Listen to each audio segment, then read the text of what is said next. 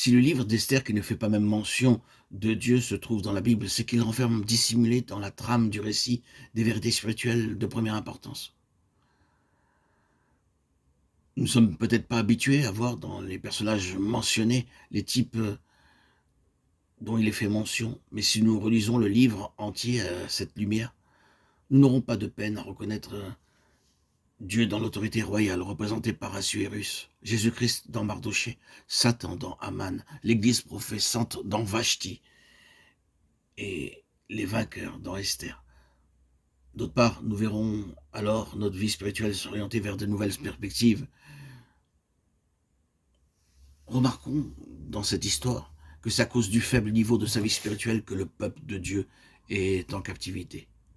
L'ennemi sait alors que Dieu n'a pas d'autre instrument pour le représenter sur la terre. Et il ourdit donc un complot de grande envergure pour attenter la vie de son peuple et supprimer ainsi le témoignage.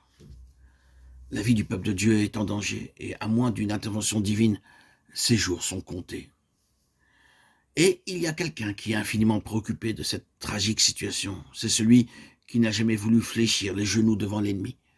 Il fait part de ses préoccupations à une personne qui se trouve en relation avec le trône et qui pourrait éventuellement s'interposer.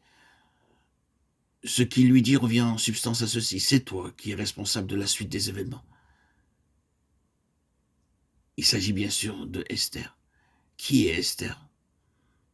Une toute humble d'entre les enfants de Dieu, appelée au trône par pure grâce, pour remplacer celle qui a voulu vivre pour elle-même au lieu de vivre pour la satisfaction de son Seigneur. Ainsi, pressée en secret d'ouvrir les yeux à la réalité du danger, elle prend une résolution désespérée et fait de cette affaire d'intercession une question de vie ou de mort. Elle touche le sceptre et obtient trois choses: la vie du peuple de Dieu, la destruction des œuvres de l'ennemi et finalement de l'ennemi lui-même. Pour celui qu'elle aime, tous les honneurs et toute la gloire dont il est digne.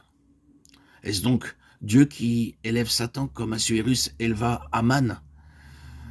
Si l'ennemi a une telle puissance, ce n'est pas que Dieu n'y puisse rien. Satan tient son pouvoir de par la permission expresse de Dieu. Et Dieu agit ainsi simplement pour démontrer à quel point son témoignage est indestructible et combien aussi la puissance de la prière dépasse infiniment la puissance limitée accordée à Satan pour un temps. Il y a un rapprochement frappant entre les paroles de Jésus au vainqueur, Apocalypse 3.21, et celles du roi à Esther, Esther 5.3. Ce n'est rien moins que le partage du trône dans les deux cas. Et qu'est-ce que Apocalypse 12.11 sinon Esther reproduit en termes spirituels? À l'heure actuelle, la vie spirituelle du peuple de Dieu est l'objet d'une haine implacable de la part de l'ennemi. Il a un plan savamment conçu pour faire échec au triomphe de la vie divine et à l'enlèvement de ceux qui veulent être prêts. Ce qu'il faut à notre Seigneur pour assurer au plan de Dieu un succès décisif, c'est un instrument d'intercession. Il cherche à nous mettre au courant dans le secret de sa communion avec nous, pour obtenir de nous ce que Mardoché a obtenu d'Esther. Il cherche à mettre sur votre cœur une responsabilité qui est pour vous plus de valeur que votre vie même. C'est peut-être pour cela que nous sommes appelés.